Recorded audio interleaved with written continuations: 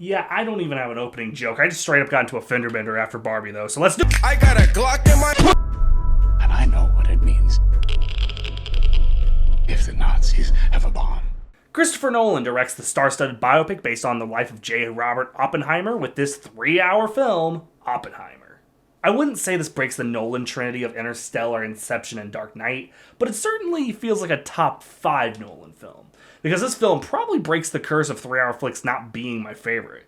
Avatar 2 blew chunks, Beau's Afraid ain't too hot, but thankfully, this breaks that curse. The film follows the life of theoretical physicist J. Robert Oppenheimer, played here by Cillian Murphy. It follows a pretty loose pre-World War II life, but the real focus follows his work with the Los Alamos Laboratory, and more importantly, his time working on the atomic bomb, even being claimed the father of the atomic bomb.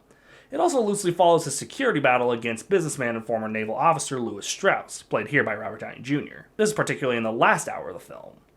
I'm going to be honest, I don't know the full story of Oppenheimer and his life, but I assume from my good buddy Squiggs' understanding that this is a very accurate retelling. Cillian Murphy's a personal favorite in terms of actors for me, and this might just be a career-defining role for him. I'm glad to see, RDJ remembered he was iconic for 10 years and wanted to remain that way. This movie, man. But Murphy and RDJ aren't the only stars of the show, as this movie is notorious for its cast, even before it released. Emily Blunt plays Kitty Oppenheimer, Matt Damon plays a soon-to-be General Leslie Groves, Jason Clarke plays Roger Robb, Jack Quaid, Rami Malek, and my personal favorite, the one who presses the button, played by Josh Peck.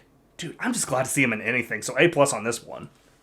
The build-up to the detonation of the first bomb is so well done. The music is absolutely stunning. I finally looked it up and found out the score was done by Ludwig Göransson. I probably messed that up, but oh well. Who in terms of Nolan did Tenet, but he's also known for both Black Panthers and The Mandalorian. Oh, and also Turning Red. Gyrating! The third act is also very intense. This is after World War II with some pretty interesting dilemmas between the US government and Oppenheimer. The way the story is told is so interesting and so well done. This is the guy behind Dark Knight and Interstellar, just to name a few, so yeah.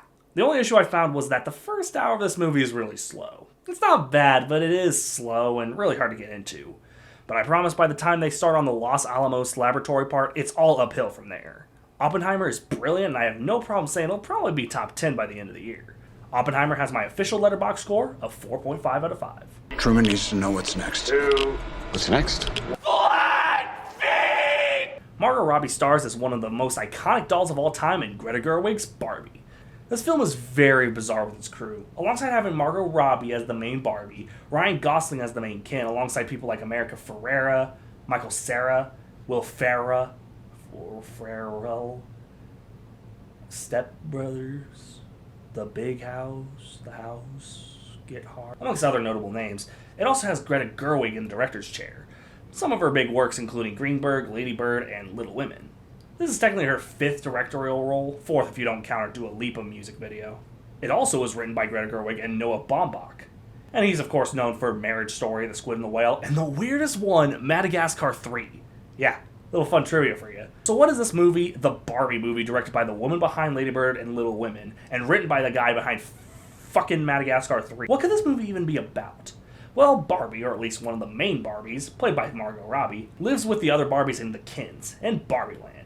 So this is a world of the Barbie personalities, and their dolls represent them.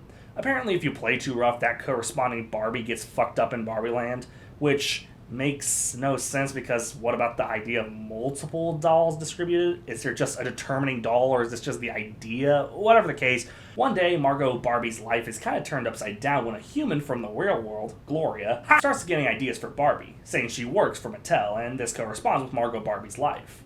It turns out Gloria isn't too happy with her own life, so she goes with Barbie to Barbieland, but it turns out Ken, the main one, played by Ryan Gosling, is figuring out that in the real world, men rule.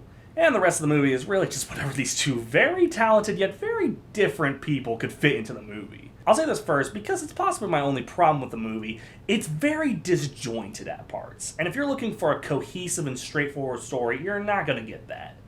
That being said, I like when a movie is able to teach a moral without being preachy.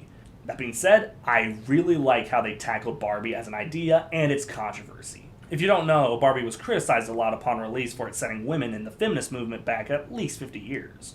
The way they tackle it, it doesn't feel preachy, doesn't interrupt the story, and it feels like it just intertwines with the narrative. The cast is really great in this. There's Margot Robbie, who I absolutely adore, okay, except for those. Ryan Gosling might as well be at a career high. He plays this role beautifully and straightforward, and he has a really catchy song. Outside of Issa Rae, I didn't really notice any of the other Barbies, but I like most of the Kens, especially Gosling and Simu Liu. There's also Michael Cera who plays Alan, and I'll give them this. I didn't know there was actually an Alan doll, and in Barbie Land, because he's the only Alan, he's kind of an outcast. That's really funny, and he's a highlight. If there was one character who didn't get as many laughs, it's probably this weird Barbie. She's funny at times, but she's not over the top funny like the others. I love America Ferrera. I'm a huge fan of Superstore, so it's nice to see her getting recognition. Will Ferrell plays the Mattel CEO, and he's one of the best things in this movie. This movie is rated PG-13, but it takes its risks. There's a few jokes I could feel the parents in the room getting kind of awkward at. There's also a lot of self-awareness to it. They know which products didn't work. Who the fuck said yes to pregnant Barbie? Again, I can't say the story is 100% there, but it is 90% there. And if you like fun movies that try to take risks, but know when to back off, I think this movie's a good pick for you. I give this movie the same rating as Oppenheimer, but here's the thing. If you're looking for the better overall film, I'd say it's Oppenheimer. If you're looking for the more fun film, it's definitely Barbie. My official Letterboxd score is a 4.5 out of 5. Tune in next time for the Haunted Mansion. No, I won't let you do just one appendectomy. But I'm a man.